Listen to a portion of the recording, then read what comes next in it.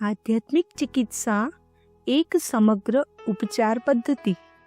લેખક ડૉક્ટર પ્રણવ પંડ્યા. પંચશીલોને અપનાવીએ, આધ્યાત્મિક ચિકિત્સા તરફ કદમ ઉઠાવીએ. આપણે ભગવાનના અભિન્ન અંશ છીએ. એ વાત આપણા વ્યવહાર, વિચાર તથા ભાવનાઓથી પ્રમાણિત થાય.